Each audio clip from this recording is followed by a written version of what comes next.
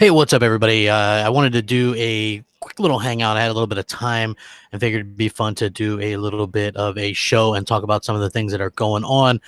There is a lot of interesting little tidbits going on, and I figured it'd be a fun way to kind of go about it. Also, wanted to sort of like thank you guys for the 60,000 subscribers and things like that. I thought that was really cool and a really big milestone, and definitely worth, me answering some fan questions and things like that in the chat a little bit later when the show is winding down and things like that. So I really am appreciative of everything. If you guys come in, hit the like button and all that kind of stuff.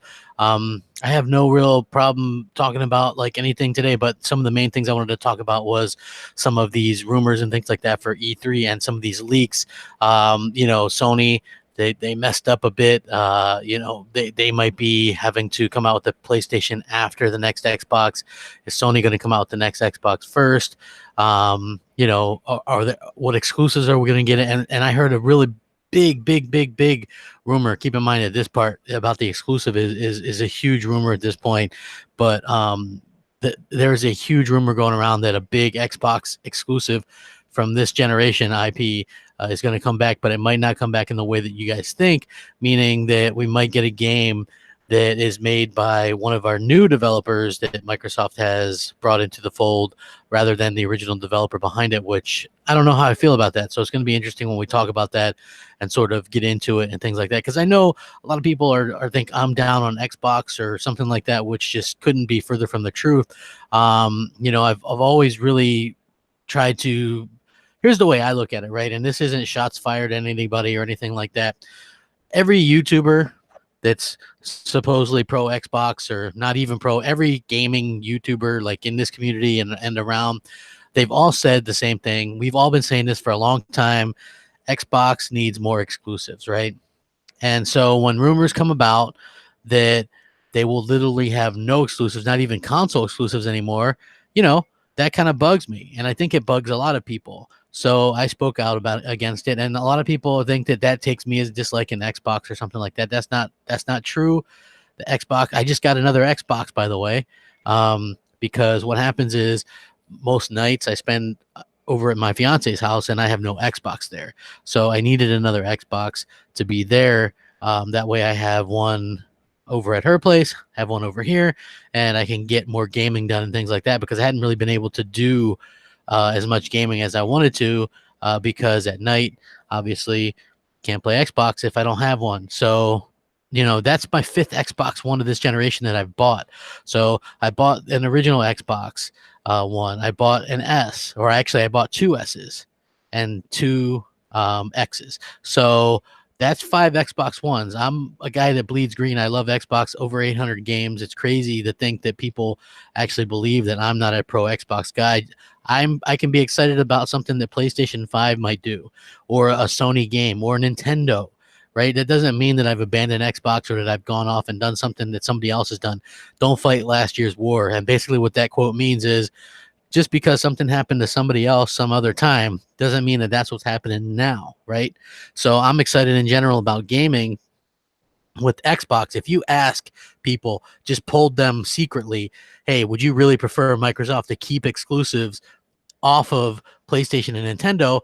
I would say 90% would say yes, 10% would be lying, right? If they said they didn't mind. So I just think that there's certain things that these consoles have that realistically make them worthwhile in and of themselves, and that's where I was coming from. I'm not switching to PlayStation, quote unquote. I'm not doing anything like that. I play Xbox. In fact, if people would have listened to what I was saying all along that nothing much will change. If you're an Xbox gamer today and a hardcore Xbox fan, even if that did happen, right? Let's just say, which by the way, after talking to some more people, I don't believe that Game Pass is going to PlayStation, and I don't even believe it's going to the Switch. I believe that Microsoft is working on something with Nintendo, but I don't believe Game Pass is it. Could be something else. For the main reason being, and I can get into this a little bit too, if you look at the Switch, it has very limited Wi-Fi capabilities, right? And no like third-party carrier in terms of activation. So like AT&T, none of the big carrier, you can't have a third-party carrier. So doing something with just a streaming service would mean that you would be tied literally to a hub for Wi-Fi, and the Wi-Fi on the Switch isn't even that good. It might not even be good enough. So that could be a bit of an issue as well. So that's why I kind of have backed down off of that as well. But I just think that in general, exclusive content is why we go to these platforms, right? And maybe you don't, but I do anyway. And so when I speak and give an opinion, I'm not speaking for anybody else but myself. And I'm just saying that, in my opinion, I buy each console for its own thing. I think competition is great. I would not want to live in a world without competition, or else we get Madden, right? We all know what Madden is, right? Madden tends to be this, Madden tends to be this game that does okay, right? And it used to be really good, but the problem is that Madden has no competition. Remember when NFL 2K or ESPN 2K was out, right? Like, it was incredible. And it gave Madden really a run for its money, right? When we had different types of games that compete against each other. Without that, what happens? We end up with no competition. I don't think any of us want to live in a world where Madden is it, or PlayStation is just it, right? That would leave them to do whatever they want, and then we never would ever have sort of a choice or anything like that. So I really do think that hopefully we end up getting consoles all the time. I love the fact that there is 3 different choices, and most of us get all 3, and I think that's really cool, and that's the way it should be. For me personally, I always get all the things, and I know not everybody can do that, but at the same time, I think it behooves us as gamers to support most of them as we can. And I did a show on Wednesday, Xbox Nation, and I've got a lot of people have watched it. I did it with Brad Sams, who is a well-known journalist and insider as well, and he was talking about it. He says, what's best for the industry is if PlayStation sells 50 million consoles and Microsoft sells 49.99, right? Like, you want these things to do good. So even though it might come across as I don't know why people would think I hate PlayStation, because I actually enjoy PlayStation, I want them to do well, because that makes Microsoft have to do well. We don't want Microsoft and Sony to not be in competition with each other, and Nintendo too. I think Nintendo tends to do their own thing, but I still think you need that odd one. And the reason why is because I think that there's not really much room for that, for more than the 3. So anytime we've had more than 3, the other ones tend to die out a bit. And I think that's what's going to happen later on when we start seeing maybe Google or Amazon come into the ring, or this Mad Box, right? Or these Steam boxes that failed. We don't, there's usually only room for a few of these things. And the problem is, I wouldn't really call it a problem, but Sony has diehard fans, right? They have these fans that, whether you like Sony or not, they have these fans that buy that product no matter what.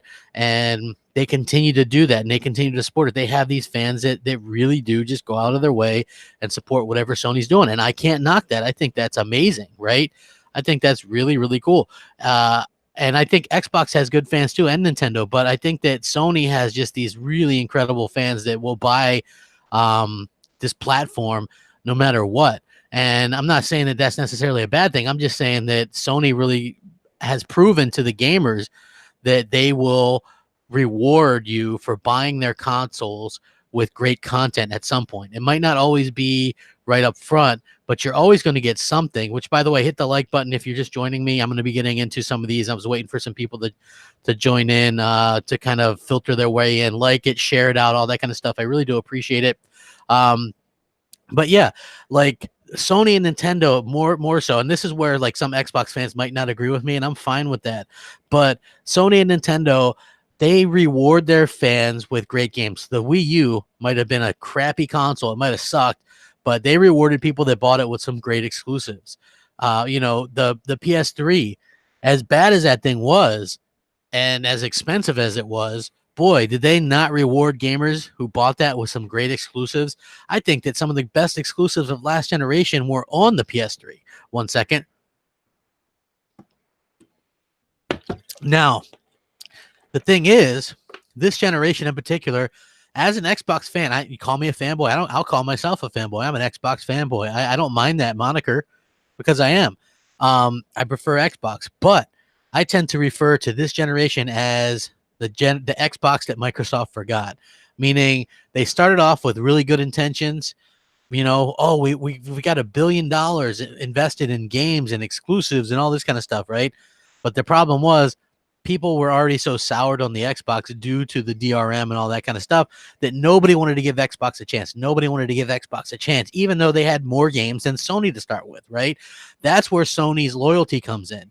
Because when I used to ask people in 2013, 2014, well, why are you getting PlayStation if you know Xbox has a better lineup right now? And you know what people would say? Well, I know for a fact that, you know, Sony starts a little slow, but in a couple years, they're really going to be putting out these great exclusive games. And you know what? They were 100% right. As the generation got on, Sony's exclusives kept on coming, and they were getting better in quality. Microsoft, on the other hand, they basically stopped producing games for a little bit. And then when we did get them, they were like really low quality, kind of double A thing. You know what I mean? And I've kind of expressed this multiple times that Microsoft had money issues, right? And I know that sounds crazy. Microsoft had money issues. Are you crazy, CG? Well, here's the thing. They didn't have money issues per se, but Xbox wasn't allowed to spend any money. They were budgeted constraint. Terry Myerson in charge, and he wasn't a real big believer. I don't think the new CEO was on board either. And I think Phil, to his extent, has helped, quote unquote, save Xbox, even though it might not be for the better long run. But, you know, I believe that Xbox probably wouldn't be around if it wasn't for Phil right now. And we still get to enjoy it. And so when I say, even if Xbox Game Pass was on PlayStation and Nintendo, which I don't think they are going to be, back to that point, you know, even if it was, things aren't going to change for us hardcore gamers, because think about it. What have we been getting for the last little bit anyway? We have the X, which we can play multiplats best. The next gen Xbox is going to play multiplats best. And we hardly get exclusives now. We'll get exclusives then, but they won't be exclusive. I mean, they'll be on everything, but at least you're still going to get your Halo, Gears, and Forza. And the main thing that I sort of came to terms with was this generation in particular. What has Microsoft done besides Halo, Gears, and Forza? You know, they haven't done anything, you know, like they've done Quantum Break. I mean, they've done things that are good, but just nothing like, holy cow, great or amazing, in my opinion. So to me, I think Microsoft has the most to prove.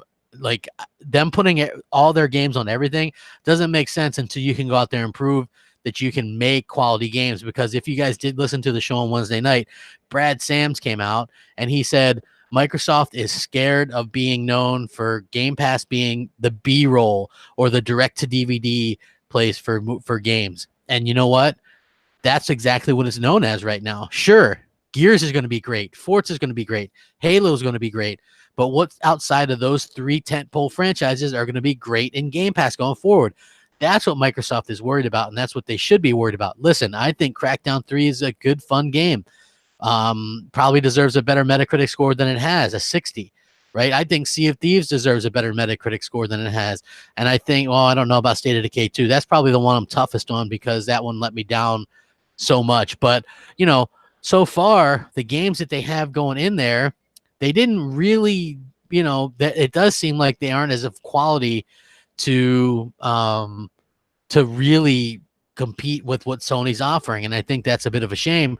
But I also think that, you know, Microsoft can do better, and I think that they will do better. I just think that it's going to take a little bit of time, and I'm not sure if everybody really is willing to give them that time. So that's the part that's going to be tough, right? And I think that Microsoft is going to let these games bake and let these games sort of do a little bit more of what they have to do, right? Meaning, which they have to really kind of sink in, and they have to really sort of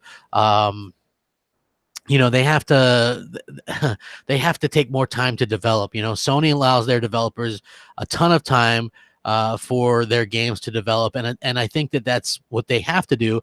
But I also think that, you know, they have to get games out that people want. And I was looking at this article, and the great, you guys know who Jez Gordon is, right? He does Windows Central, and if I'm not watching the chat right now. I'm going to get back to the chat in a second, but I was looking at this Jez Gordon article about the Xbox games and every studio that's working on the games. And I was very excited reading this, right? Because I'm looking at it, I'm like, wow, there's a lot of studios that Microsoft has. But then when you get into it, right, you realize that a lot of these games are very far off. Okay, so I can go over this right now. 343 Industries, they're working on Halo Infinite right now. It looks like it's going to be a launch title for the next Xbox in 2020. I'm sure that's going to be amazing. It's a spiritual reboot. They're listening to what the fans want. It's going to be more about Master Chief. They're doing a new engine. I really love what they're doing there. So Halo, right? You look at Compulsion Games. They did We Happy Few. They're focusing right now on content updates for obligation on We Happy Few Season Pass, including an infinite sandbox mode for the survival game and the story packs, including They Came From Below and some other stories. So they got a bunch of this stuff coming for the game. So they're not working on anything else. It's unclear what they're going to work on after this, but they have all these other obligations for We Happy Few as well because they signed a deal with Gearbox Publishing. So Compulsion Games, even if they finish tomorrow with We Happy Few DLC, you're looking at 3 years minimum before the next game. So like kind of do the math, you know what I mean? I would say 3 to 4 years would be more likely. So, and when you look at In Exile, right? They're working, they did Wasteland 2 and things like that.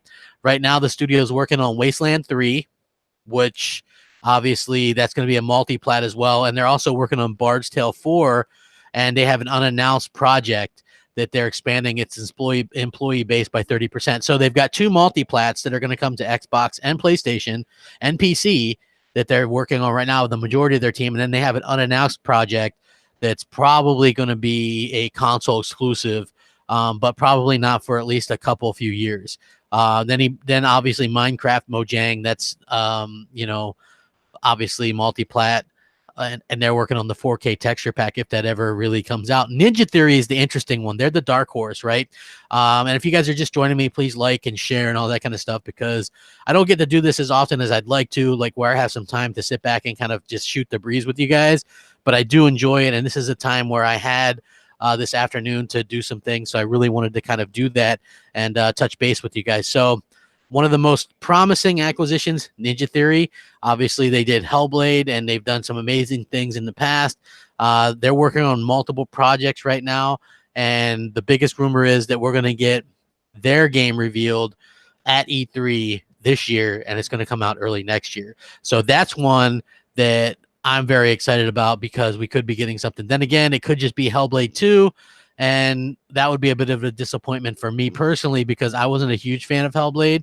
I know a lot of people loved it, but I just, for me personally, I wasn't a huge fan of it, and I think that I would like something fresh and new from them. So I think that'd be cool. Obsidian, another one everybody's really excited about, right?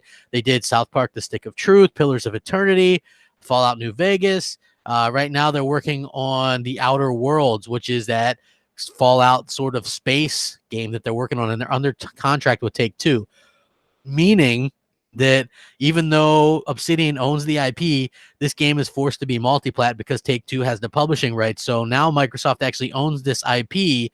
So this game selling well actually, I guess, would help Microsoft. I don't know. So it's going to be interesting to see how that works. So they actually have 4 teams, but most of their employees are working on The Outer Worlds. So they have one unannounced project, but that could be at least 2 to 3 years away. So again, it's a great studio, but you're looking at probably 2021, 2022 before you get anything from them exclusively or console exclusively, or however they're going to work it in the future. So that's something that we have to kind of take a look at as well into the future. Hold on. Holamoko says, I'm a Sony fan, but I don't want Microsoft to drop the console. We need the competition. No company would have too much power in an area like Windows. I agree. The competition is fantastic. We need the competition. We need these companies to continue to do great battle with each other and things like that. I really think that that's what we need as gamers. Simply put, if you don't have that competition, these companies can rest on their laurels and release whatever crap they want. If we have competition, like, look, Sony's going to have to step up here soon. And you know why? Because Microsoft is offering 4 free games a month with Xbox Live now, right? You get the 2 Xbox One games and the 2 backwards compatible Xbox 360 and Xbox games. Sony dropped their PlayStation 3 games and their Vita games, meaning their lineup is very sparse. They're going to have to go back and maybe offer a 3rd game now, right? That's what competition does. PlayStation fans are going to complain, and Sony's going to listen and offer another game. That's just how it's going to work, right? It has to. That's where competition works. Sony started giving away free games with PlayStation Plus. Microsoft had to respond. Sony had a powerful console. Microsoft had to respond. That's how it works. You need that competition, and people don't seem to understand that. The people that are very kumbaya and don't care if Microsoft goes third party, essentially, don't understand what competition is all about. You don't go into, like your McDonald's isn't anti-consumer because you can't get a Big Mac at Burger King. They're just doing their own thing. It's called business, right? And sometimes you've got to do things and have your own type of content that's exclusive. So back to my original point here with what these studios are doing. So obviously Outer Worlds, which is coming out this year, is what Obsidian's going to be working on mostly. So, I don't expect anything from them for a few years in terms of exclusivity. Playground Games, obviously, Forza Horizon 4 just released, and they're working on an RPG, which we know is Fable. Fable probably is not going to come out until 2021, 2022.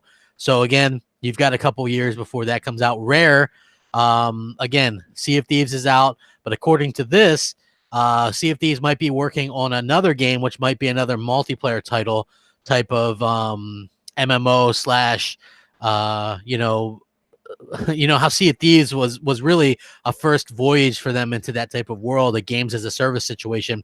They might be working on a new game like that,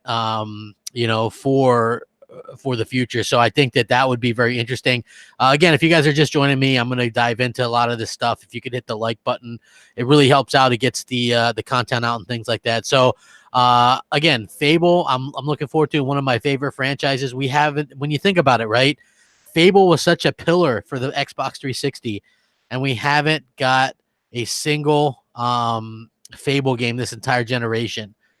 And that to me is very sad, very sad that Microsoft, as much money as they have, could not get a single Fable game into our homes this generation. Like, it won't be until next generation. It basically skips this generation. And I think that's, that's the bad part, in my opinion, and I hope that we get, games in the future that we want, and I hope that it's a game that we can continue to sort of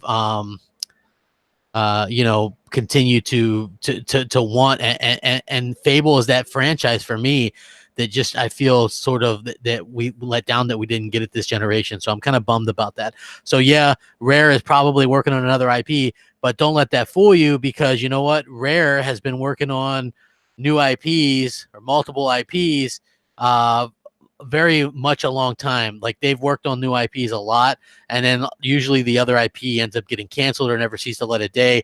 Lionhead was really good for that too, and their developers as well. So the Coalition, yep, we're going to get Gears 5 this year. It looks good. We're going to see a heavy amount of that. So again, I'm reminding you that so far, out of all these studios that I'm naming, the only ones that are sure bets to come out anytime soon are Gears, Halo, and Forza, and those are always good. But Game Pass and Microsoft is going to need more than that. Now comes the Initiative, the brand new studio led by Daryl Gallagher of Square Enix and Activision in the Santa Monica area. They've been scooping up a lot of industry talent from God of War, Red Dead Redemption 2, GTA 5. They're building some truly grand AAA games in an attempt to match PlayStation in quality, but we don't really know what they're working on. There is a rumor, and this is just a rumor, by the way, that Microsoft is wanting to do, they very much want to do more with the Quantum Break IP, right? But that they're kind of not thrilled with what's going on in terms of, the developer with Remedy, right? So what would that be? There's a rumor that some of the Initiative, or because the Initiative's a big studio, obviously they're probably working on a new IP. But the other rumor is that the Initiative might be just rumored, by the way, very loose rumor, might be working on another Quantum Break game, and this game would probably be more along the lines of what we're used to in terms of games, meaning probably not the big TV, the TV stuff, and it'll be more like what we're used to in terms of big budget type of games. Because I felt like the TV stuff really kind of let down fans in a big way, and a lot of the reviewers that really gave it a bad review simply gave it a bad review because of the TV stuff, and I felt like that was really kind of a bad thing. So I really want to see what they can do in the future, and if it's something that we can continue to grow as fans to enjoy. It has legs, I believe. Like if you look at the first Uncharted, go back and play it. Anybody, right? Go back and play the original Uncharted. It's okay. It's just not amazing. They really didn't hit anything until Uncharted 2 came out. I thought that was where it really, really picked up. That's where Uncharted 2 was probably the best game last generation, because they allowed them to make a sequel after kind of an average first game. JD Gamer says, what other studios do you think Microsoft will announce within the next year? I say IO Interactive, Sumo Digital, Mistwalker, From Software, or other Japanese developers. I think that they're going to announce probably at least a couple. IO Interactive could be. Sumo Digital, they would only pick up Sumo Digital if Crackdown 3 does above expectations, either through Game Pass or through sales, right? So basically, I think if Crackdown 3 ends up doing really well, they'll want more in that series, right? This might not be the end of Crackdown. They might make more Crackdown games, and I would actually love them to make more Crackdown games. The problem is there was so much hype building up to this one that Microsoft, I think, just kind of wanted to release it and see what happens. Wrath says, crap, how does it feel paying for free-to-play? Meanwhile, PC people get gold for free. Hey, man, I've been complaining about that for a long time, dude. I think it sucks. I think that free-to-play games should be free to play on Xbox Live.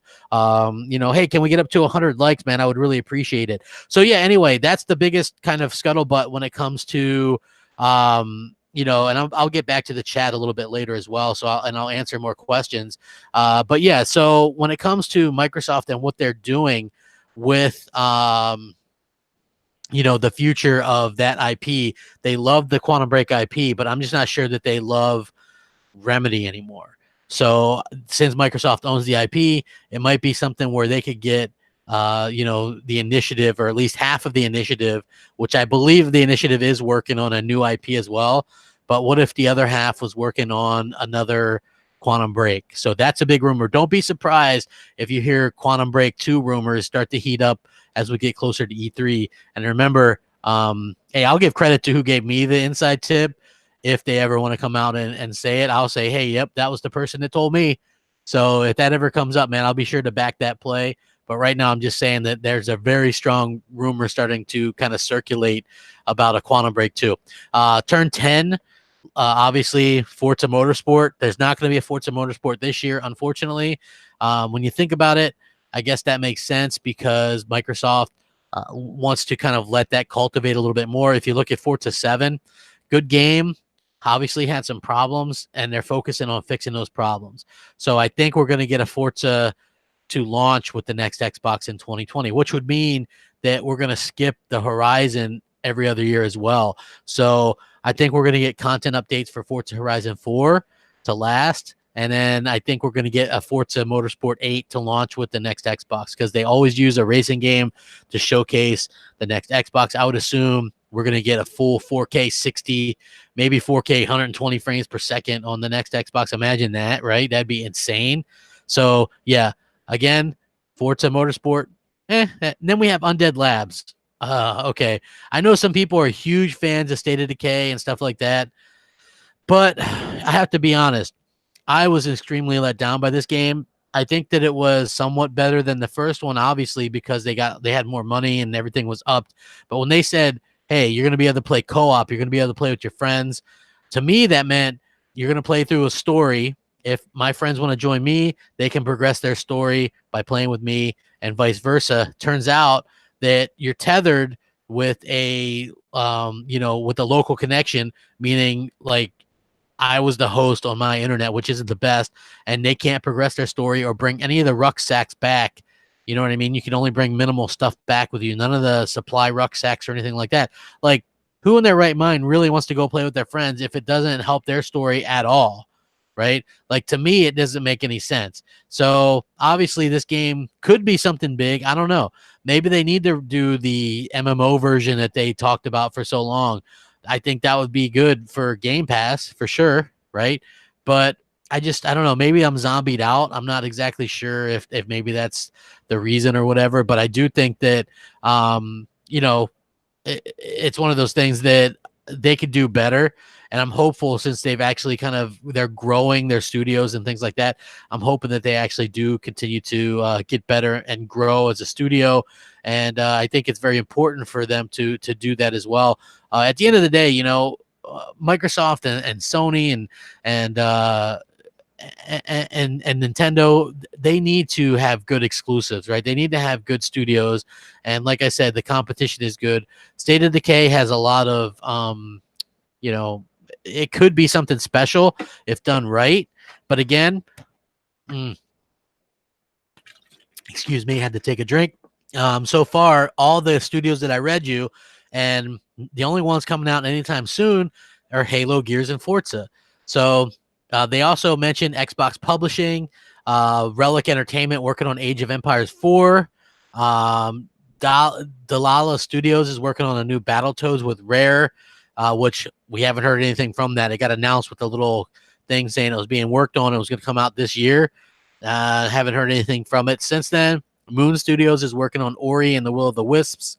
Mediatonic is working on Gears Pop, which is that phone Funko figurines IP. Splash Damage is working on Gears Tactics, which is a PC exclusive. Again, Age of Empire 4 PC exclusive as well. And Studio MDHR is working on DLC for Cuphead. And also Microsoft is working on partners to remake Age of Empires 2 and 3. So that's everything, right? So after I read this, I don't know if I was as excited as I was previously, because these games would probably come out a year or two into the console generation next gen, right? That is, I think, something that I wasn't expecting to see, right? Like, and basically a lot of these studios are tied up with contracts that they made with other publishers and things like that. So they have to make multiplats first, and that's what they're doing.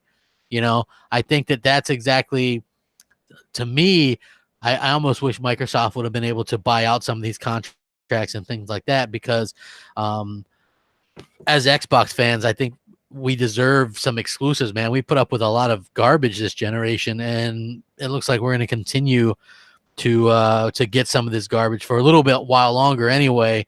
And it's a little bit unfortunate, but I do hope that we can see some good games come our way before too long, because we deserve it. Yeah, we deserve it, man. We need some good games. We need some quality content, and I would love to see some quality content come our way as Xbox fans. So hopefully we do see that sooner rather than later. Like I said, I hope to see Quantum Break and some of this other stuff come out, but we need some movement at E3, and we need some good stuff at E3. So some of the rumors that we're going to see, obviously, at E3 is the two consoles that are going to be revealed. If you guys listened to the show on Wednesday night, we had Brad Sams on the show, and he was talking about the fact that they're both probably going to do 4K of some sort, and that the Lockhart would be actually more powerful than the X. So a lot of those rumors saying that the Lockhart would only be like 4 teraflops or whatever is kind of BS. Why would they go back and spec or whatever? So it doesn't make sense. We're gonna have two consoles, and obviously I think what we're gonna see is we're gonna have these two consoles, and I think Lockhart's gonna be more in line with what the PlayStation 5 is gonna be, and then you're gonna have the more expensive, Scarlet / Anaconda. That's going to be more or less for the hardcore. Now, the thing is, right? So right now, the Xbox One X, I mean, you can get it on sale sometimes, but it's still technically $499, right? So we're talking about a year and a half from now, a little bit more than a year and a half from now, launching a Anaconda. Now, what's the price on that? There's all kinds of rumors already circulating that this thing could be the dreaded $599. Right. And the reason Microsoft could get away with that where Sony couldn't is because they're going to have a $399 version possibly as well, which is going to be the Lockhart. So they're going to match Sony's price probably. And they might even get the Anaconda down to $499, which I think would be a miracle. But how do you get, 4K 60 machine for, that same price that we're getting the X for, when basically a year and a half isn't really that long in terms of tech? So I don't know. Either they're going to take a loss on it, or they're going to hope to recoup, a lot of the funds through Game Pass and Xbox Live and things like that. So that's why I say I really don't expect Xbox Live to be dropped. There's a lot of people. Shout out to my boy Xbot. He believes that they're going to drop Xbox Live Gold. I don't think they're going to do that. I think that actually Gold is subsidizing the cost of the hardware that we're going to get. It makes them want to continue to do the hardware because they know people want the hardware. If they were to just up and say, hey, we're going to stop doing hardware, I think they would get a lot of backlash for that, and nobody would want their stuff anyway, right? Like I said, they have a lot to prove to people in terms of what their exclusives can do. So I do think that they're going to have to be able to do that. And I think that we're going to be able to, it wouldn't be as much of a big deal because Microsoft is like, hey, if you want to buy the Anaconda, go ahead. If you don't, hey, we got this other console. It's just as cheap as the PS5, does everything the PS5 does. But if you want those bells and whistles and the 4K 120 frames and the God rays and the this rays and that rays and up rays and down rays and blue rays, then yeah, here you go. It's $5.99, take it or leave it, and I think that would be fine because you're going to have that other option as well. And I think that's very important because Microsoft, like I said, I don't think they care as much about if we buy the consoles as much anymore, as long as we're still playing their games, because that's where they're going to make their money. And I think that if Game Pass can indeed prove to be successful for them, which it does seem like they're trying everything they can to get people to buy into it, right? They're giving it away. Hell, if you participated in the technical test for Crackdown 3, the multiplayer test before the game launched, you got a thing for free month of Game Pass. They're basically giving this stuff away right now because they want to get people hooked on it. The problem is you need really, really big games to hook people on that stuff, right? So when you look over and you see a game like Horizon Zero Dawn, it was a brand new IP, right? Single player IP that should have been very risky, but it ends up selling over 10 million. Spider-Man over 10 million. God of War like 10 million. Uncharted 4 over 10 million. Those are huge numbers. That's why Sony looks over and they don't see Game Pass as being something to really compete with right now, because Microsoft doesn't have those big exclusives that people are buying and that are scoring and in the running for Game of the Year, right? If we take out Forza Horizon from this generation, what has Microsoft really had to really compete? Like I feel like a lot of their franchises, except for Horizon, took a step back, right? Halo, Gears. I'm not saying they aren't great games, but I feel like they maybe took a little step back in terms of what they're offering, particularly Halo, the campaign, right? That was just kind of a mess to me. I still think the multiplayer was good, even though I prefer the single player when it comes to Halo. But I just think that Microsoft really has to kind of step up their game where their games are concerned, because, again, their fear is the reality, which is a lot of people look at their games as, the games that are like direct to DVD or whatever. And I don't see how people could really, defend that they aren't, like for me personally, I think that it does come across that way a little bit. And, I hope that they continue to grow their exclusives and things like that. I really want to see them, break out of this slump with average mediocre games, because we know that Gears 5 is going to score between 80 and 90 in the Metacritic. And so that's going to be a game that a lot of people are going to be interested in playing in Game Pass. But again, that's just another Gears game. So I think it comes down to Microsoft being able to come out with something that really kind of impresses people and makes people want to play that Xbox. Because right now, everybody is going to be like, oh, let me get that PS5, man. We know there's going to be an Uncharted, another God of War, and another Spider-Man, Ghost of Tsushima, Death Stranding. Like, those are probably all going to be PS5 games as well. Gran Turismo, they're going to come out with some new stuff, maybe a Bloodborne 2, right? Like, they're going to take some risk with some stuff, right? So there's so much stuff that people have to believe in on that side. And on the Xbox side, it's like if something doesn't do well right away, they stop producing it, right? Like no more Sunset Overdrive or Quantum Break. Although, like I said, if you're just joining me, Quantum Break is rumored to be coming back, and we could be hearing more about that closer to E3. But Microsoft just tends to not take risks when it comes to some of this stuff. So I really do hope that they step it up and decide to take some more risks and things like that in the future, because some of those risks really pay off. Like imagine if they didn't take the risk for Gears of War, right? I think when they were pitched Gears of War, I don't know if you guys are familiar with like the history of this game, but when they were pitched Gears of War, I think like they had to go with the memory for the Xbox 360, and the lower memory, they had it working with it, but it didn't look as good. So they want the higher memory for the console, and the rest is history. You know, imagine if they had went with an even lower memory than that. I think it wouldn't have paid off at all for them. So sometimes you got to go out there and kind of just go balls to the wall. And I think that that's what Microsoft has to do. They have to prove to people that they want to make great games, that they're going to give developers a lot of time to make great games. Now, that's where the bad part comes in, because we as gamers basically have to sit through this whole generation, especially the last 4 years, and the only games that we're going to have to really show for anything is going to be the Gears and the Forzas and the Halos.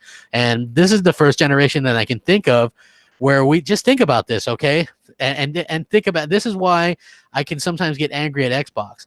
Think about the Xbox 360, right? How many Halo games did we get? And they were good, you know? Halo 3, Halo ODST, Halo Reach, Halo 4, right? Amazing games. Really, really good games. How many Gears did we get? We got Gears 1, Gears 2, Gears 3, Gears Judgment. I mean, that was okay. But yeah, you know, so you get 4 Gears games. You know, we had 3 Mass Effect games. I know those aren't exclusive, but the first 2 were for a while. You know, we just had so many damn good games. We had a couple of Fable games, you know, Fable 2 and Fable 3. Fable 2 is still one of my all-time favorite RPGs, right? We were getting these games, and we were getting sequels, and we were getting you know, Blue Dragon. We were getting content that we would never dream of nowadays, you know. Lost Odyssey. We were getting these amazing games, and now it's like we don't get anything. We've gotten 1 mainline Gears game. We'll get a second. We get 1 Halo game this generation, and the second one will come out. I know we had the Master Chief Collection. I'm not counting remakes and stuff, though. You know, and we'll get 1 Halo game for the entire generation. And to me, that's a bummer. You know, like we get our Forzas and stuff, and I guess that's a given, but we got no Fable. You know, none of those side franchises that helped Xbox be Xbox last gen, none of those have come to fruition. So it is a bit of a bummer that we haven't been able to get that. And if you guys are just joining me, man, I'm going to be taking some questions and stuff in the chat shortly. If you could please hit that like, share, subscribe, I would appreciate it. Maybe we get to 150. Left 4 Dead. Yeah, look. Left 4 Dead, right? Yes, look, Microsoft could have bought BioWare, and then Dragon Age and Mass Effect. These games would be exclusive to Xbox, right? KOTOR, you know? Like, we're not getting any of the games. I think that would be amazing for Microsoft to do, would have been to get a BioWare, right? Now, I do think they have some talented developers, but again, when are we going to see some of these games? I don't really know. I really, really don't know. I think it's going to be interesting to see how this works in the future or whatever. But I do really want Microsoft to continue to push some single-player games as well. I feel like you need that. I feel like a lot of people feel not only that Game Pass is only B-roll or like direct-to-DVD games, but I also feel like most people consider Microsoft exclusives to only be games as a service or service-based games, right? And that's a fear of mine going forward too, right? Like not every game has to be that. Just like I think on Sony's side, not every game has to be single player, right? But not every game has to be a multiplayer or games as a service either. You know, like I hate that Microsoft does that. Look, even Sony broke out of the mold, or even Nintendo broke out the mold when you think of a new IP like Splatoon. I don't know if many of you guys are Nintendo fans, but here's this. I know it's kind of a kiddie thing or whatever, but it's no kiddier looking than Fortnite, in my opinion. But you have Splatoon, which is a really fun multiplayer game, and it's a new IP. So they broke out of the mold and came out with this multiplayer game. Sony took a step back in multiple ways because last gen they had Resistance 1, 2, and 3 with multiplayer, and you know, it was fun. Warhawk, Starhawk multiplayer.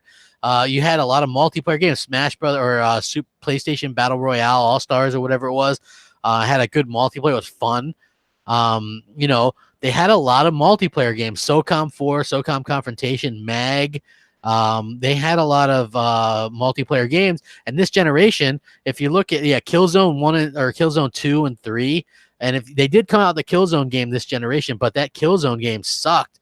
Shadowfall was a mess. Killzone 2 was actually at least fun to play online. And so anybody that looks at Microsoft and goes, hey, you guys really should do more single player games, those same people should go, hey, Sony, you guys should do more multiplayer games as well. Because I think that you need a variety of both on both platforms, right? And going forward, I'd love to see Sony bring back something like Resistance or whatever, So, or why not SOCOM, right? That's a beloved franchise. Why don't we get SOCOM to come back and to do something amazing, right? I think that would be fun. I think that would be really cool, and I think that would be something that that really gets people excited. So I really do hope that Microsoft listens and kind of pays attention to what the fans want. Particularly the big Tyler says, crap, talk about how many influences Gears had. The term horde mode, where did that come from? Gears. What about how to do cover-based shooting? Gears was a huge risk and gamers won. Yeah, I got to be honest, man. When they saw Gears, they knew that they had some kind of cash cow there, right? That was something that I really feel like paid off well from Microsoft, because I'll be honest, when we went from the PlayStation 2 and the Xbox and the GameCube to the PlayStation 3 and the Xbox 360. Sony had nothing but dreams to really sell people on it. I'm not knocking them, because I think that that's cool. I just think that when I saw Gears, right, and because if you're, most of us can maybe only buy one console at a time. So especially at the beginning, a lot of us will buy a console. Like even I did that. I bought an Xbox One. And then a while later, I bought a PS4. I wouldn't even say a while later. I think it was 2014, sometime in 2014. I believe so anyway. Might have been 2015. I don't know. It was probably around the time that the Order 1886 came out. So, yeah, around that time is when I bought my PS4 originally. And the reason why is because if both these consoles come out around the same time, you're only going to have time to really play one anyway. So I wanted the games that the Xbox One had. PS4, I knew would have great stuff later on. So that's why I felt like I could wait. A lot of other people wanted that stuff early on. I really got the PS4 for Uncharted. It's my favorite PlayStation franchise. And, and they don't disappoint. I mean, I gave it a little bit of hell because of the crates and stuff like that. But it was a really polished game, really well done game. When it comes to Gears of War, horde mode, that pop and lock, when I first saw that on, I think, G4 TV, you guys remember G4 TV? It was like, I think Cliffy B was on there. Cliffy B was on there talking and showing off the game he was showing it off to, I think, Morgan Webb and Adam Sessler. And I had never seen anything like that. That whole like stop and lock situation. I just thought it was really, really cool. And like I said, nothing like that I'd never seen anything like that before. And so I wanted it, right? I just thought that it was fantastic. And that's why I got an Xbox 360. I could have waited another year and get a PlayStation 3. I ended up getting a PlayStation 3 anyway, even though it was $599 US, because I was a Metal Gear fan, right?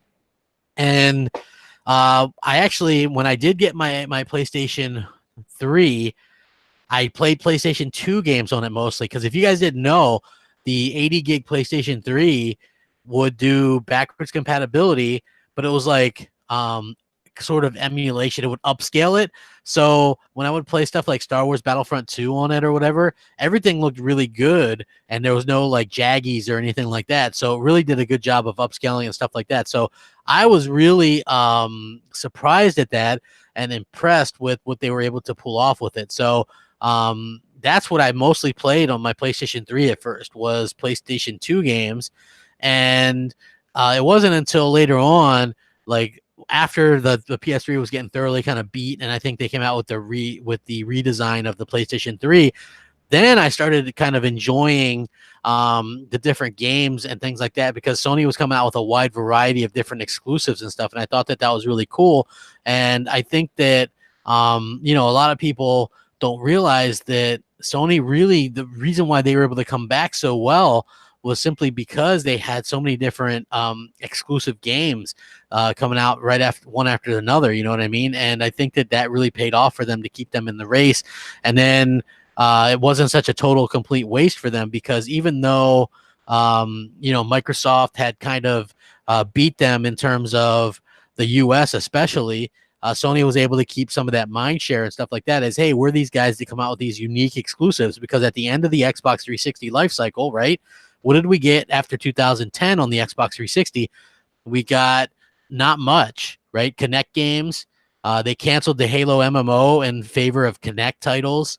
They canceled a lot of games that we were going to get in favor of Connect titles. And so a lot of people looked at PlayStation 3 as the hardcore console after Microsoft had released Connect.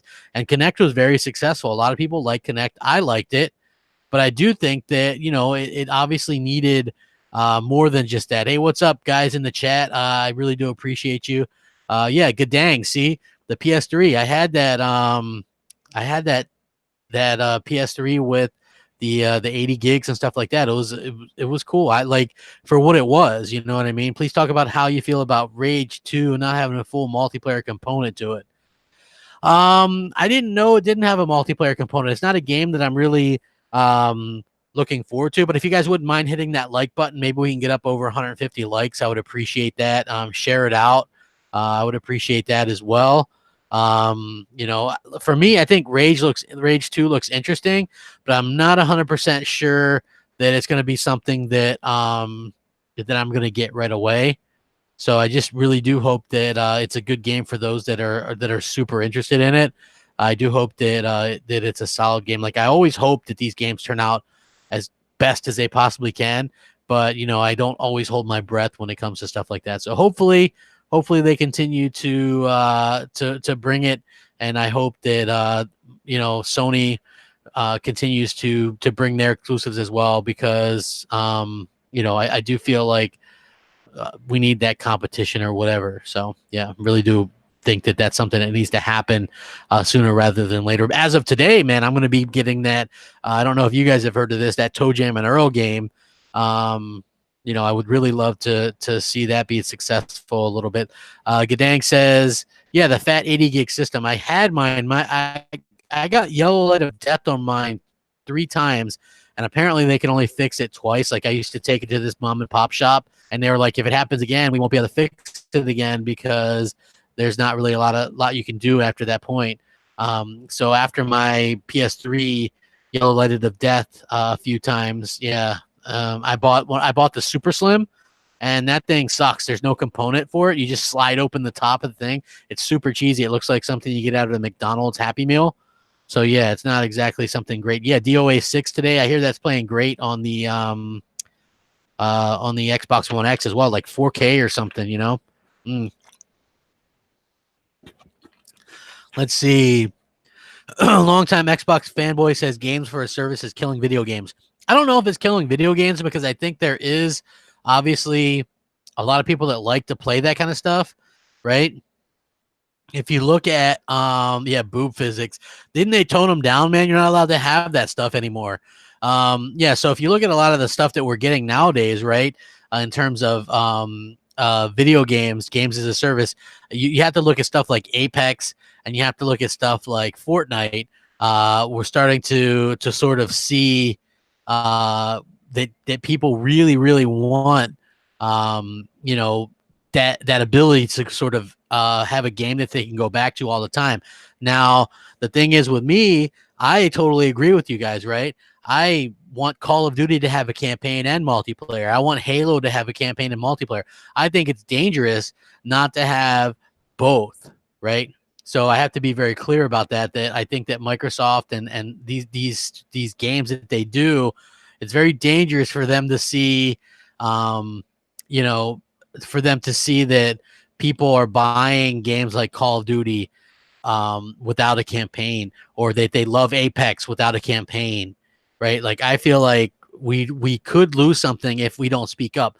This is why I speak up so much. I don't have the biggest channel. I certainly don't have the best channel. There's like, everybody's better than me. I'm just this goofy guy who likes to talk about video games, but at the same time, I feel like it would be ingenuous of me not to talk about what I think in terms of gaming, because if people didn't complain a little bit about the original Xbox ideas for the Xbox One, who knows where we'd be at, right? Like, you have to speak up, even if it's not always a good thing, right? So people have to realize that it's not necessarily always a bad thing to speak up, even if you think it's negative. Now, I think there can be a point where you go too over the line, and I try not to cross that line, like, because I realize you guys are mostly like the Xbox fans. You're like tired of a lot of the hate that Xbox get, and I'm with you, right? But if all we ever did was just say everything was great, things eventually wouldn't be great. We have to be able to sit there and speak our minds about this stuff, and I think that that's a lot what people have to really understand. I get a lot of hate. Trust me, everybody's like, "Oh crap, he hates Xbox now. He's full pony. He's this, he's that," right? And like for me personally, I just think that that's absolutely ridiculous, right? Like, I am an Xbox fan. I prefer Xbox. I just feel like, they need to give us exclusive content, right? I feel like if they ever decided to put their exclusives on Nintendo or Sony platforms, they're basically saying we're okay with being third party, even though we're coming out with their box still, right? Like, you can't use that box as an excuse as to why that, it's whatever. It's like, oh, well, gamers should be able to play whatever. You're never going to see a time where Nintendo games are going to be, I don't believe, on other platforms like Sony or Xbox. And you're never certainly going to see Sony games on Xbox or Nintendo. So only Microsoft would be doing this because they want to be on everything everywhere. And I think that a lot of times people don't realize that competition is good. And if you have Xbox stuff on everything, that means that Sony can be less inventive. They don't have to come out with as many exclusives because, hell, Microsoft's not. And you can play those exclusives on their console, which, by the way, if you're just joining me, I think that rumor is turning out to be false about the Game Pass on PlayStation. I even think it's going to be false about Game Pass on the Nintendo Switch. So I do think that maybe they're gauging that. I think maybe some of these leaks are to see what some of the influencers say. Like, I'm not a huge influencer, but I'm against that. You know what I mean? Maybe enough people were sort of raising a stink or whatever. And so I think that that's important, right? Because I did hear, and this was something that I heard from more than one person, that last E3, Microsoft was going to go out and announce Game Pass on PlayStation 4 and the Switch. And they didn't at the last minute. And the reason what I heard they didn't was because they were fearful of negative feedback from fans, because they knew that we were saying we needed more exclusives. And here's the thing. And I mentioned this earlier too, and this isn't taking shots at anybody, because anybody that asks me, hey, are you talking about me? And I'll say, hey, did you ever say Xbox needs more exclusives? And they said yes. Then yes, I'm talking about you. If you ever said Xbox needs more exclusives, not games that are on everything, but exclusives, right? And you use that word, and now you flipped your switch and you're saying, yeah, you're perfectly fine with their exclusives being on PlayStation and Switch, then, I mean, that's them flip-flopping, not me. I've always said they need exclusives or console exclusives. That's very important. If PlayStation didn't have their exclusives, do you think they're going to sell as well as they do every year? Everybody that I know was buying a PlayStation 4 for God of War and Spider-Man last year. Everybody, right? People buy Nintendo Switches. Oh crap, the new Smash Brothers, man. Let's get that. The new Mario Brothers, the new Mario Kart, right? Like, people buy these things for exclusive content, and it's competition. There's nothing negative about competition. There's nothing anti-consumer about keeping your games off the competition. There's nothing anti-consumer there, right? Burger King keeps the Whopper exclusive to Burger King. McDonald's keeps the McRib exclusive to McDonald's. Like, that's not anti-consumer. That's business, right? You're trying to sell your stuff. And if you're selling people a box, you got to sell people on exclusive content and exclusive experiences. So, hey, thanks, Rumpelstiltskin. Traditional Xbox gamers are freaking out. They do not want tradition to end. Me too. Here's the thing. I personally do not care about streaming, right? It's not my thing. But if Microsoft wants to stream or do Game Pass on, on mobile and all that kind of stuff, I absolutely do not care about that, right? Sony's going to do that too. Sony's going to offer, if your digital games, you're going to be able to buy in the cloud or whatever it is, and you're going to be able to play those games through various outlets like that, right? You're going to be able to do that. Now, I'm fine with Microsoft doing that. Here's the thing. You're not going to see Sony offer their games natively on PC or Xbox or Nintendo platforms. It's not going to happen, right? And even though PlayStation Now does offer PS4 games, look at the exclusives that they offer. They're all like 3, 4, 5 years old, you know? So you're never going to see day and date exclusives on PlayStation Now for Sony. It's just not going to happen. You know, I think that takes a backseat when Sony when people go, Sony's more traditional. What they mean is they're more traditional to what we expect, right? So they do have the streaming services and stuff, but they don't really talk about it. You know, it's like they don't scare the fans. They don't go, oh, well, we're going to do this. It's not a whole bunch of, it's gradual change. And Microsoft is just like, hey, let's change everything. Let's do whatever we can. Let's change everything we can.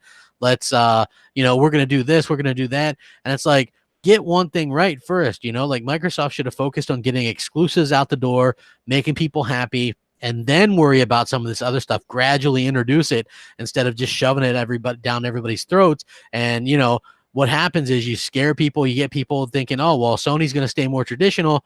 Maybe I'll just switch to Sony or go with Sony first this next gen. And the thing is, Microsoft is in a weird position because if they actually do have forward compatibility, at least with the Xbox One X, right?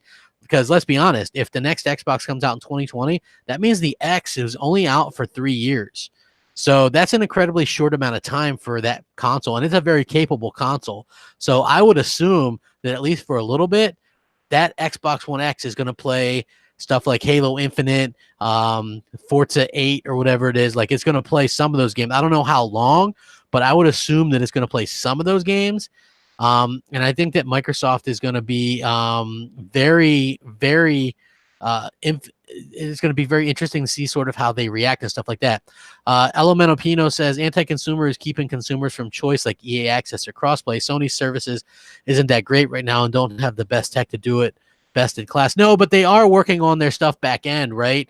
I don't think I do believe that EA Access will go to Sony. Like I think they're going to allow that. I just don't think that I just think that you have to realize that you still have to sell your stuff. Like Sony's in a little bit different position that than Microsoft, because Sony really relies on PlayStation sales more so than anything. And when you think about the fact that PlayStation Network made more money than like Nintendo and Microsoft combined in terms of their sales and stuff and money revenue, that's really goes to show you how big PlayStation is, right? Anything can change. Anything can change. I think that's that's what I learned from generation to generation. PS2 dominated, and then PlayStation 3 got kind of worked by the Wii and the Xbox 360. It might have came out close at the end, but no one can deny that the Xbox 360 didn't take a huge part of the PlayStation pie. And then look at this. The 360 did so well. Now we have the Xbox One, which sells less than half of what the 360 sold. Like it just goes to show you that literally anything can change. There's a lot of interesting stuff going on. So I really do think that Microsoft is sort of paying attention, and they also, I think, intentionally leak some of this stuff, right?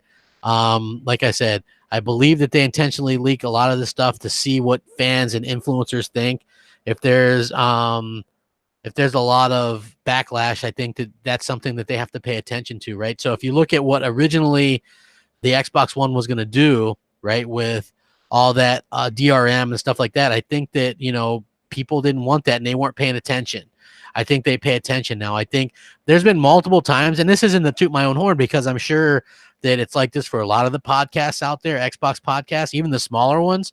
Xbox executives actually do take time out to listen to some of these things. They might not always say something in the chat, but it's funny that one day I'm in a podcast talking about how Mikey Barra plays mostly on PC, right? And I'm sure most of you guys are aware that he tweets out that it's just a rumor that he plays mostly on PC and that he plays on Xbox a lot too, right? So I don't really believe in coincidences. I thought that was really funny, and I do think that these guys do listen a little bit, and they have to, they have to pay attention and they have to kind of listen to what fans want in terms of games and things like that. I think that it's very important to do that, and I think that they will. I think Microsoft in particular has to pay very close attention to what they're bringing the fans and stuff like that. You know what I mean? So I do feel like that's something that's very critical to the success of Xbox in the future, and hopefully they continue to evolve what they're doing, and I do think that that's something that they will do, and I'm very excited to see them do that, because as a fan, like I said, you want them to continue to evolve. You want those great exclusives. We haven't had that big moment yet, right? Like most of us believe that that big moment was Gears of War for the 360 or Halo Combat Evolved for the Xbox, right? We have not had that big moment yet for the Xbox One, and we're not going to have it. I hate to tell you guys that. We're not going to get that moment. That moment has come and gone. We ain't getting it, folks. It ain't happening. Sorry. You know, it sucks, but yeah, we definitely aren't going to be getting that. We aren't getting that moment where we go, holy crap, next gen has arrived. I don't know what to say. They dropped the ball. I don't even know that Sony got it. I mean, I guess you could say, even though it's already a game franchise that's been established, God of War was kind of like that whoa moment, but many people would probably say Horizon Zero Dawn is that first party moment for you know, for PlayStation this generation, right? Like that wow, you know, and we haven't got that from Xbox yet. So hopefully we do next gen. I'm hopeful that we get something that really wows us and gets us all excited, and you know, and hopefully we actually get to have that moment back, because I feel like it's you know, it kind of sucks that we haven't really had that, and I hope that we actually do get to enjoy that. Hey, please hit that like button, guys, and share it out if you don't mind. I would really, really love for you guys to get me over 150 likes, maybe 175 before I end the show. I'm going to be taking some questions and stuff like that as well. You know, just because I want to thank you guys for all the support and 60,000 subscribers. And you guys are really cool. Most of you guys are super understanding, even the people that are PlayStation fans that watch. You guys are really cool. And you guys really understand that, you know, hey, it's opinion, and, you know, we all have different opinions and things like that. It just really depends on sort of just how you kind of react to those opinions. And I'm very honest about how I feel about Xbox and PlayStation, and some people don't like that, you know, and I think that's okay. Just keep it civil and we'll be good, man. I'll have a conversation with people all day about what's going on, you know, and I think that's what's great about gaming and the open dialogue that we're able to sort of achieve. And again, I'm looking forward to E3 this year because we're in uncharted territory. We have Microsoft coming out with E3. They're basically the only ones who are going to be doing the E3 thing. And then you're going to have the Nintendo obviously doing a bit of something. They're going to be doing their Nintendo Direct or whatever. And Sony's not going to be there in any capacity, I don't think. So it really has all eyes on Microsoft. They're going all in. So if they announce exclusive or whatever they are, console exclusives or whatever they're going to do, and they also announce new hardware, that's a big win for them. I think that puts a lot of pressure on Sony to actually come out and announce something, because there's rumors that Sony wants to drop the PS5 in March of 2020. I've heard that that's not going to happen due to some of the chips and stuff like that not being ready. So it's going to all really come down to probably holiday 2020 launches. I do not believe any later than that. I believe Sony could probably get away with that, but I just don't think that it makes much sense for them to actually do that. I think what I've heard is that they've actually been able to sort of get their exclusives and push those exclusives back a little bit in order to have them as cross-gen games or whatever. So I think they're going to have some cross-gen games, and I think that's kind of what they're going to be doing, you know, and as fans, I think that's pretty cool. I don't have any problem whatsoever with that. I think that Microsoft could probably is going to have a very strong lineup to compete with Sony. And I think that they will actually have a very strong lineup. So I'm very excited to see exactly what happens in the future with these consoles and to see exactly what Microsoft can do with the tech and stuff like that. So, I know you guys are too, obviously. So, Let's see. Elemental Pino says, wow, the chat's moving super fast. Let me see. He says, haven't third parties been doing the wow moments? It's not like Assassin's Creed, Forza, or Apex haven't changed things. Well, here's the thing. You don't need an Xbox for those third-party wow moments. I do agree that we have seen some of those wow moments from third party, but we used to get them from first party, right? Like, so when people saw Zelda Breath of the Wild, that was a wow moment for the Switch. When people saw Horizon Zero Dawn, that was a wow moment for the PlayStation 4. There hasn't been that yet for Xbox, and that's because they had piss poor studios. They had very little limited range, and I hope maybe we get that. Maybe Ninja Theory's game. What do you think, guys? Because I've heard Ninja Theory might do something that has single player and multiplayer. Maybe that Ninja Theory game is that wow moment, right? Maybe that's something that we get that can really wow consumers and wow Xbox fans and get us excited. I think that we've earned that. You know, we've kind of earned that, and we need that as Xbox fans. So hopefully we really do end up getting that, and we end up getting the sort of things that we've been asking for. Like, I would love Ninja Theory to do some kind of hacking / game that's exclusive that we haven't seen before. You know, I can just imagine with the backing of Microsoft how amazing something like that could be. So yeah, well, Ninja Theory is doing the best that they can. The Sea of Thieves was wow for graphics. I guess in the graphical style that it is, right? But I don't know about you know, long term if that's what I think people want. Like, and look, I think Crackdown 3 has great graphics. Go play that on a 4K HDR TV and crank that HDR up, and you're gonna have an amazing looking games, right? But that's not, I think, what people are looking for. I think here's what I think is a wow graphical moment. Hellblade, Xbox One X. I think that is really algorithm says I hope Ninja Theory releases Razor. I don't know, maybe, but I think that like Hellblade looks amazing graphically on the Xbox One X, maybe the best looking game this generation. But I mean, it's not exclusive or anything, but I think that that's a really great looking, like realistic style graphics, right? I think people on Xbox have missed that a bit. Yeah, the Forza Horizon games and the Forza Motorsport games look great and they're realistic looking, I guess, but people want that like amazing looking game. And I guess maybe Quantum Break looked great, but remember, it was 720p and it had TV shows attached to it. So I think that that's something that people didn't really like about it. And I think that's something that Microsoft has to really work on a little bit more. So, you know, I hope so. I hope that they continue to deliver some stuff this generation and next generation that we haven't had yet. So, Forza Motorsport 7 is 4K Ultra 60 frames. Yeah, I hope that Forza 8 is 4K 120 or whatever on the next. Hey, I thought the gameplay in Quantum Break was good too. I just think that, like I said, because it was 720p, which, by the way, if you are just joining me, I have heard that there's a possibility, rumor, by the way, and I'll give full credit to the person that told me this if they ever come out with the story, that Quantum Break 2 might be happening, but it might not be Remedy Games. It might be another studio, even rumored that possibly part of the initiative might be working on that, as well as a new IP. So that would be very interesting. I would love for them to do a full-on sequel to Quantum Break, lose the TV show, but, you know, add some amazing looking cutscenes and things like that. Have I actually seen a Spider-Man do whatever a spider does in real life? How is it realistic? Dude, I get what you're saying, but I gotta be honest, man.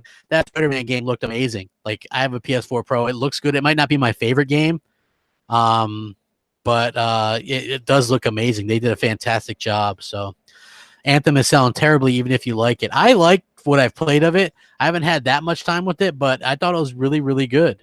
So, Ferroto Man says, I was hoping for more Xbox games like Rise. Yeah, I was hoping so too. Microsoft hasn't really done much with the games that they should have maybe invested in a sequel. Let's see, what else do we got? It's funny thing about Remedy showed Control on the Sony stage, and now they'll be showcasing it on Microsoft's E3. Probably. I get it, but I enjoy the story and I like the TV show, but I get why people didn't want it. Here's the thing, Chief. I like the story too, and I like the TV show, but that was at a time where Xbox was getting hate for TV, and 720p. So I feel like that game was probably a 7.5 to an 8 for most people. But the fact that it had the TV aspects and the 720p really hurt it. So Ryback Nasty says, love your channel, Crappy. Thanks, bro. I really appreciate it. Did Rise sell well? Here's the thing. You have different expectations for a launch title, right? So Rise, I guess, sold probably over 1 million, but I don't know if that was really enough to warrant. And that Microsoft didn't own the IP. So, Microsoft, Microsoft had a falling out with Crytek because Microsoft wanted to own the IP or whatever. You know what I mean? I just think that we could have seen something come from that if we would have gotten a sequel down the line. But the fact that we didn't get anything sort of sucks. I'll be honest with you guys. I think that it's unfortunate that we didn't get that. And hopefully we do get that in the future, because I feel like Microsoft really needs something like that in their repertoire. You need a variety of games, and a hack and slash game is something that they didn't have. So I really would love to see them actually come out with something that surprises people and that really sort of gives people that sort of like, wow, like I didn't expect that from Xbox, hopefully we get that, like I hope that it's the Ninja Theory game, because we haven't had anything from them like hack and slash since Rise, I think. And I think that's what Ninja Theory does well. Although anything action adventure, I think would be great. When was the last time Xbox had an exclusive action adventure game? You know what I mean? So I hope that we do see one of those games come out. And if that game does come out at the beginning of next year, like the rumor, I think that would be absolutely incredible. And I think that Xbox fans would just go nuts, and you would have people maybe buy an Xbox for a change for a game. Because let's face it, I've always looked at it like this, right? Xbox and PC games, like if you're a PC gamer, you can play the games on PC. That's great. But if you're a hardcore console gamer, you're not going to buy a PC or build a PC to play these games. You're going to play them on the Xbox, just like next gen, right? When I said I would much rather, have, Microsoft, have their exclusives. Like, I don't care that they're on PC, right? So like that's where I got to keep saying this, right? I never cared about that, because I always thought PC was completely different than console. People that are heavily invested in PC can play on PC, and I think that's more than fine. When it comes to what Microsoft is doing in terms of thing, I think that's what I'm very excited about, right? I want to see them cater to the console market a little bit more, because whenever that we hear anything about PC or whatever, we hear a lot about that and not as much about the Xbox itself lately. So that's what I hope they kind of fix or whatever. So Xbox brand is struggling. Well, here's the thing. Xbox brand, quote unquote, is making more money than they ever have. So it's hard to really say they're struggling. Is Game Pass going to Sony? I've heard that that's not the case anymore. So I don't think that it's really considered that it's really, going to happen.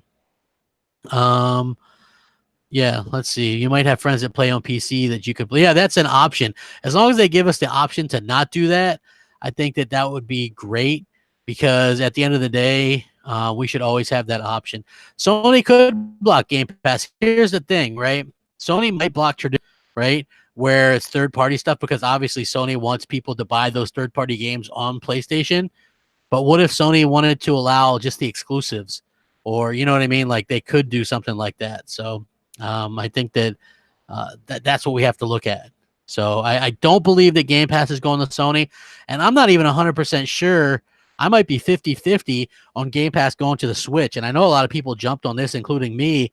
But the Switch, by the way, has really poor, really poor, they have incredibly poor Wi-Fi. So I don't think they're going to be able to sort of do the things that people think they can, right?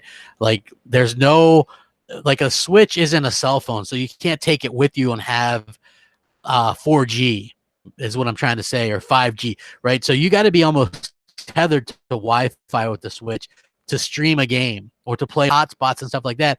But because the Wi-Fi in the Switch itself is so poor, you got to be almost on top of the damn thing to be online anyway. So how would streaming something work? Now, I do believe that Microsoft is working on something in terms of being able to get the get that Switch to have some of those Xbox games. I think Ori and I think Cuphead, and I think that Microsoft might make Nintendo a Switch exclusive like racing game or something along those lines, like Forza Switch or something like that. They might, like they did with Forza Apex.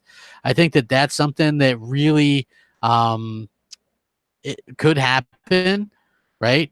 But I don't think that Game Pass makes much sense considering where would you play it on the Switch, you know? I think that that's just how I feel about it, you know, like it's gonna take some time, but I do feel like Game Pass could eventually come to the Switch, but I don't know if it's something that's actually going to happen, you know, very, very soon. So hopefully we get some kind of clarification at E3, because I think that us as fans kind of deserve a little bit of clarification, and I would love to see Microsoft actually come out and go, hey, well, this is the thing. So, you know, I'm going to answer some more questions in here. What if Nintendo could pay an additional $10 to add a Nintendo package to Game Pass xCloud? Would you be okay with a deal like that? I actually have less problems with Nintendo deals than Sony deals, because I don't look at Nintendo as a competition for Microsoft. And I feel like if Microsoft starts signing deals with Sony, then that ends the competition effectively, and you need that competition. So hopefully we continue to see a situation where Microsoft actually takes Sony as a competitor and not as their buddy friends. So yeah, hopefully we see that. You know, I'm very excited to see what we have this E3. I think that that's going to be something that where we're going to hear some more about this kind of stuff. Obviously, I think we're going to hear some very interesting information, and we might hear something about the Sony deal or the Nintendo stuff. Microsoft and Nintendo are working on something. I don't know what the hell they're working on, to be honest with you. Who knows? But I do think that we're going to hear about it somewhat at E3 or sometime around there, right? I think that we obviously we have to hear something about it. Would you like to see Smash Brothers game on Xbox with Xbox characters? No, I would like to see another Killer Instinct on Xbox with guest stars like Mortal Kombat and stuff like that. Do you think Xbox would publish the games that can run on the Switch instead of Game Pass, like Ori or Cuphead, like full 60 retail instead of streaming? Yes. I think, look, Hellblade is getting ported to Switch, right? So I definitely think that they could port some of these games to the Switch. Competition is tradition. Exactly. If Microsoft release any game, I don't know. If Microsoft release any game on Switch, I'll be going exclusively PlayStation next generation. How do you feel about it? It'll give me less incentive to buy Xbox, to be honest with you. Obviously, I'd buy Xbox because I'm hardcore, and it would be the best box for console. And, you know, Gears and Halo are my favorite franchises. But it really shows that Microsoft kind of slapped some of the owners in the face. So let's see. What else do we got? Xbox is non-competitive. Let me see. Let's see here. Non-competitive in an entire market in Japan. What are the PS4 versus Xbox One numbers in North America? Only probably a lot closer than most people think. I heard the PS4 is winning by like 2.5 or 3 million units. Perfect Dark. Hey, we've heard rumors that game's coming back. Master Chief driving a Warthog on Mario Kart 8. Haha, oh my God, don't do that to Master Chief. God, please don't do that to Master Chief. Anaconda, 27 T-flops, baby. That's right. Elemento Pino says, realistically, Microsoft has Azure, Xbox Live services, and best in class. Who's to say Microsoft isn't dealing with Microsoft to have online services and having a few Microsoft games like Ori as part of the deal? Nobody's saying that can't be a thing, bro. I think that you could be on to something. I've heard, and if you guys listen to the show on Wednesday, we had Brad Sams. He says Yeah, which I just read your question there, Element Pino. Appreciate the donation. Brad Sam said that Microsoft could be working on some kind of Xbox overhaul for the Nintendo Switch, right? And maybe some of those games getting ported to the Switch is part of the deal. That could be a thing, right? Like obviously the Switch isn't powerful enough to run things natively, I don't think. So Microsoft would have to port things specifically, right? So Nintendo doesn't have like a realistic racing game. You could get like a Forza Motorsport game on there, right? Like, couldn't you port Forza 5 or 6 or Apex or something and dumb it down enough to get it to run on the Nintendo Switch? I think that would be fun. Prodex says Protos X says Switch can run Cuphead and Ori. Exactly why those games. Hey, Protos, I'm curious though, because I wouldn't have thought that the Switch could run Hellblade, but here it is, and it also runs Doom and Wolfenstein. So I don't know. I guess if you can design the stuff specifically for them, that's very interesting to me. So I do find that to be incredibly interesting, and wonder how that's going to turn out at the end of the day. It's going to be. I'm so interested to see what the announcements are. On one hand, I'm excited. On the other hand, maybe I'll be pissed off. I don't know. Like, it's going to be interesting to see how that plays out for most fans, because I have kind of drawn my line in the sand, and most of you guys know what that line is. And I hate to be Mr. Negative all the time, because I do think we're going to get games and we're going to get incredible hardware. So I'm excited as hell about that, right? I just want us to have something exclusive, like content that nobody else can get on other consoles, to draw even more people to the platform, because I would like to see the Xbox platform itself to grow, not just the Xbox name to grow on every other platform, right? Like, I get why Microsoft would want to do that, but I am more interested in playing against just only people on Xbox, or wanting to see that brand thrive. And when you see that the Xbox 360 sold almost 100 million units and the Xbox One sells 40 million, that's not a good sign. I would love to see them sell more consoles as well. I just want Microsoft to want to sell consoles, as well. They can do some of this other stuff too. Reach 2 billion gamers, and you can still reach them without having to reach out to Sony or Nintendo, in my opinion. Oh wow, Foxy's like, hey, how cute, can't wait to play Forza at 20 frames on the Switch. You're probably not wrong, unless they port over the Xbox 360 version, right? Like Forza Motorsport 4 and just calls it Forza Switch, right? You could probably do 720p 60, I think. I don't know. Like, we're thinking about Forzas now that we're playing, like Forza 7 or Horizon. I'm talking about they might port a specific Forza game over, and it could be a 360 version.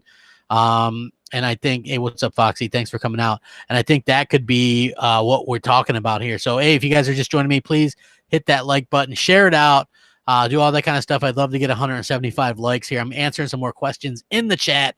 So if you guys have any questions or something you'd like to know, please feel free to drop it in the chat, and I will answer it. I'm very appreciative of the 60,000. Should I enable 120 hertz even though no games take advantage of it? Really? That's up to you. If no games take advantage of it, I don't know. Lady Fox, just wait till you can play it on the toilet. Game of the year. Oh my God. That's going to be great, right? Hey, let's load up our Switches and play as we go to the bathroom. You know what? I wouldn't even bring my Switch to the bathroom. That's gross. I don't even like to keep my toothbrush in there, because you guys have seen Mythbusters, right? Do you people are overlooking Google? They have a keynote at GDC. Their reign to run the gaming world is about to begin. Algorithm. Here's the thing. Google, what are they going to do? Do they have any studios? Do they have that exclusive content? I don't think they do. So I don't think that they're going to be this big player that people assume they're going to be. I don't know if it's going to be a big deal, to be honest with you. Axel says, can you beat any of the Souls games? I have not even tried to beat any of the Souls games. I played Dark Souls 1 backwards compatible for about very little bit of time, and it looked horrible and played horrible. And I was like, nuts to this. I don't really want to play that. So that's not really my jam. The Souls games, that's, not my thing at all. If it's your guys' thing, hey, great. For me personally, not really my thing. I get why people like those games though, but for me personally, yeah, definitely not my thing. So hopefully you guys are all doing okay. Get good, huh? Yeah, I guess. Too bad Microsoft didn't port games to the Switch earlier. I'd love to have played Halo while my wife was giving birth. That's an interesting thought. Can't wait to play stream Gears 5 on my tablet and kill crap in multiplayer mode so I can listen to them whine more about playing with people who aren't playing natively. Hey, I'm going to be disabling all that co-op stuff, man. I'm going to disable all that stuff, man. I'm not playing with anybody on a phone, anybody on a tablet, anybody streaming, anybody on PC. I'm not playing with anybody on any of that stuff, man. It's just natively. If you're not on Xbox, man, you're not playing against me. So he was just joking, by the way. I don't know about the wife being a labor part, but I think playing Halo possibly. Is the new Xbox backwards compatible? Yes, all the Xboxes will be backwards compatible. Pumpkin Queen says PS Plus games for PS3 end this month, and the Vita actually, right? So maybe two of you people might have heard of the PlayStation Vita. It was actually a pretty good handheld that used to do a lot of the things that Microsoft wants to do with game streaming. Like you used to be able to stream PS Now to it. You used to be able to remote play with it. You used to be able to cross buy or play anywhere with it. And now nobody even bought one. Nobody cared. So, we're going to have to see how it sort of works out for Microsoft. But I think it's going to be incredibly interesting to see how this sort of all works out for everybody at the end of the day. And I'm very excited to see how Microsoft works it. I think E3 is going to be huge, and I'm looking forward to hearing more leaks and stuff like that. And of course, when I hear more stuff, I'll be sure to sort of to share it with you guys. Elemental Pino says, waiting for exclusive news is killing us. Must be really killing Sony fans because they have nothing to talk about at E3. Dude, Elemental Pino, PlayStation fans, like I'm not even a huge PlayStation fan, but it does suck that there's absolutely nothing to talk about at E3 or any of these shows this year for Sony. I think they're not going to do anything till next February, and then they're going to announce the PlayStation 5. Timothy Weekly says, do you think Lockhart is more competing with PS5? Yes. I actually believe and have heard that Lockhart and PS5 are very similar in specs and price. I think they're both going to be $399, and I think that the Anaconda is going to be $499, maybe $599, but I still think $499. Somehow, I think the reason being is because Microsoft is maybe even going to take a loss on it due to the fact that they want people to, obviously still pay for Xbox Live and stuff like that. So I do think it's going to be, that price. They didn't even do PSX this last year though, so what makes them think they're going to do it this year? I think they're going to do a PSX, but it's going to be in February of 2020, and then announce it in then, and then have it come out in November. So I think that's what they're going to do, and I think Microsoft, and it's going to be really interested to see how it works out. Lockhart, according to Brad Sams, is going to be more powerful than the Xbox One X. Yes, Gadang, good call there. We had Brad Sams on, and he does say that Lockhart is going to be, in fact, more powerful than the Xbox One X. So you're likely going to get 4K 60 stuff on that as well. And, and we're going to get, I guess with the Anaconda, we're going to get, I wouldn't say even some games like the racing games and stuff, 4K 120, something like that. Would be interesting. So I'm very interesting. And for you guys that don't know, Gadang goes by Sully. Now that's what we call him. We call him Sully. So yeah, that's what he is. So absolutely Sully. And you know what? I'm very excited to see what Microsoft has to bring at E3. And I'm very interested to see how Microsoft kind of works a lot of their wording and stuff like that. One thing that Microsoft has to get right is the wedding's in January. So yeah, I got a little while before I get married. So if anybody wanted to know that, like I am getting married in January. I just got another Xbox. I took that over to her house, so I have some gaming. I can play Xbox finally when I'm over there, so I should be able to play a little bit more. Great times, man. I'm really I'm really excited about what's going on, man. I am. So I really do appreciate you guys joining me. Will we ever get backwards compatible games that we really want? The whole licensing thing is a joke. We should have all the games backwards compatible by now. Hey, I really do think that you're kind of right. A lot of the games that we want, we haven't got because of licenses and music and stuff like that. So I hope that we do get more.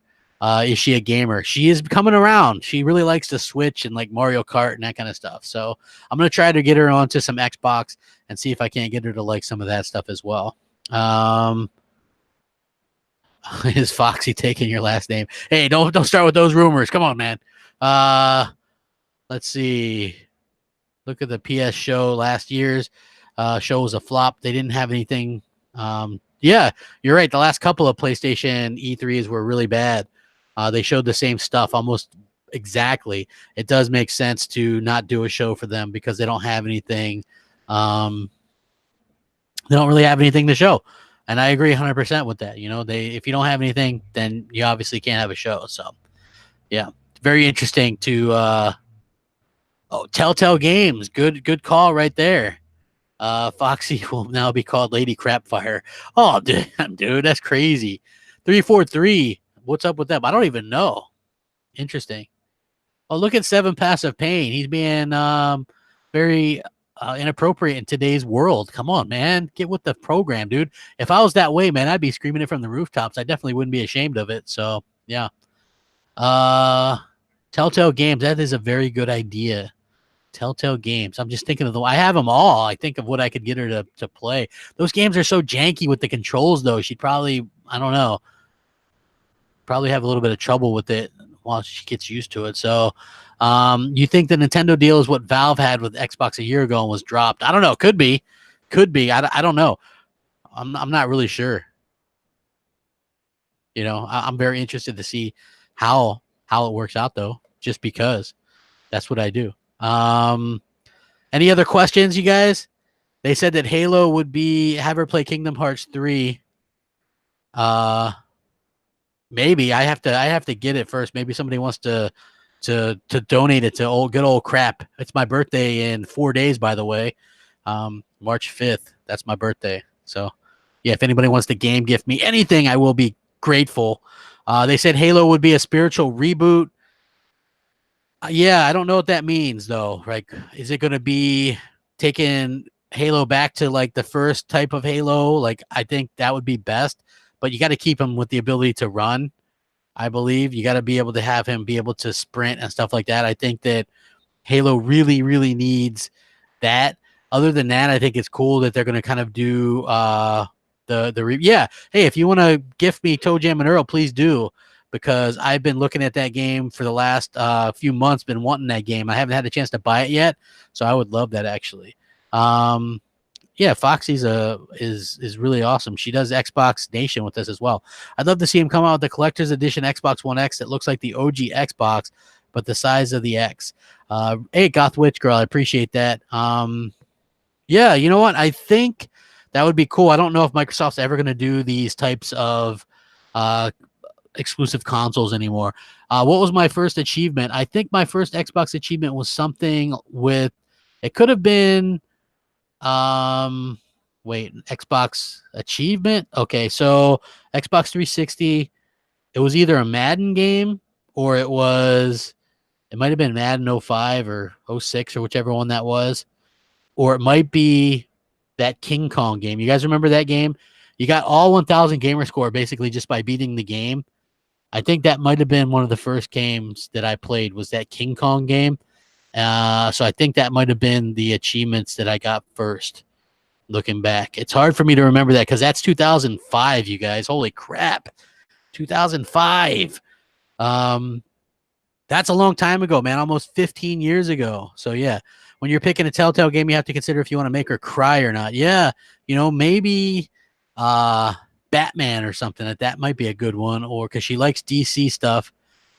She especially likes like Wonder Woman and stuff though, but she does like Batman too. Mecha Assault was a cool game. Hell yeah. Is Major Nelson or Phil going to announce the new Xbox Elite controller by the time E3 arrives? So here's what I heard about and I did a video about this, and I was the only sucker. And it's not really a bad thing. I was told by a very prominent person, insider, journalist, that Microsoft shelved the Elite 2. They shelved the new like system, the new online system that they were working on. Remember, like career systems. They shelved anything that wasn't like building something that was going to push the brand, right? If it doesn't push the brand or a system seller, they shelved it for right now. So there is no Elite 2 controller that I know of anytime soon. That's why they released that white revision. So I do think that, I do think that it's going to be something that we don't hear for a while. You know, I think that they shelved. I wish they would have came out with the Elite 2 because I was saving for that, right? I was like, hey, maybe I'll save up and get that. But you know, then at the end of the day, it sort of didn't end up working that way because they released the white one, which I like. But obviously, I would have liked a slightly redesigned one, a little bit better.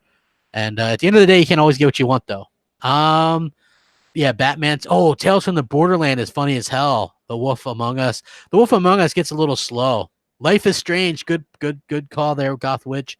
That is a really good game. I got into that game super late to the party, but that was actually thanks to Foxy and Luca. They were the ones that were like, "Oh, Life is Strange is so great," and I was like, "Uh-huh, I'm sure it's great." And then I played the first episode, and I wasn't like really into it. And then I was like, "Oh, holy crap, that's amazing!" Oh, I prefer Horizon series. You know, definitely. Do you think Reggie will show up on stage with Xbox this year? Nah, I don't think so. Borderlands 3 has a release date yet? No, but they're going to announce Borderlands 3 this year. I think that's going to be crazy. I'm absolutely excited about that. I'm going to take a couple more questions and then get going because I got some stuff going on today. I just wanted to spend some time with you guys and say, hey, thank you guys so much for supporting me. 60,000 subs. I'm an Xbox guy through and through. I can talk about PlayStation or Nintendo, and it's all good because at the end of the day, I'm still playing Xbox 99% of the time. To those of you that didn't know, Xbox did a year-end review, and so did PlayStation. I played Sea of Thieves alone. Sea of Thieves as a whole more than I played every game on PlayStation 4 last year. Same thing with PUBG, same thing with Red Dead, with a lot of these other games too. I played those games more, like Call of Duty, Black Ops 4, more by themselves than I did every game I played all together on PS4 last year. So that goes to show you there ain't no pony here. I can be excited about stuff on PlayStation though, or Nintendo, or Xbox. I can also express my concerns with all three. As it's just my opinion. And I'm never claiming to speak for anybody as well, right? Like I will never claim to speak for anybody else. It's just always my opinion. You know, basically, do I have any pets? Yes, I have my dog Butters. Bowser might show up with Xbox. Maybe. I don't know. Borderlands 3. I'm excited to see that new Star Wars game in April. You know, I'm very excited about that. No, I'm not going to E3. I would love to go to E3 one day, but I don't think this is going to be the year for me. Like I would have had to like save up or made a bunch of money, and I'm saving up for a wedding. So I don't really have like, you know, and I'm in Florida. So to get to California and stay there and stuff like that, you know, you're talking about thousands of dollars. So really appreciate it, man. No, it's all good. It's all good. I really do. Do I call? No, I don't call my dog that. Xbox rules. No, listen, man. There's some good There's some good Sony people. There's some bad Xbox people. It really just we're all just folk. We're all just gamers, right? It just like some of us maybe take it a little bit more serious than others. You know, I could take it serious sometimes, man. Some people think I can be intense or because I have a certain opinion, but you know, I've always had a strong opinion. It tends to get me in trouble sometimes, though. So it sort of is what it is. But at the end of the day, man, I just enjoyed the hell out of gaming, and I just prefer if Xbox stays competitive. And I'm not sure that people understand what happens if they decide to not be competitive anymore. So why do you think Microsoft wants to put their games everywhere when PC gamers are not interested, nor are most gamers? Those who are interested in Xbox games bought a damn Xbox. Your guess is as good as mine, man. I said that, right? PC gamers hate Xbox. Everybody seems to hate Xbox except for the hardcore Xbox fans, so I'm not sure. No.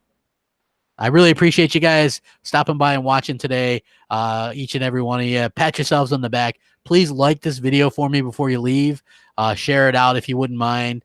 And also come back later, man. It's going to be a lot of fun stuff to talk about as we get more and more closer to E3.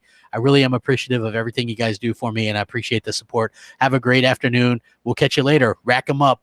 Crapgamer out.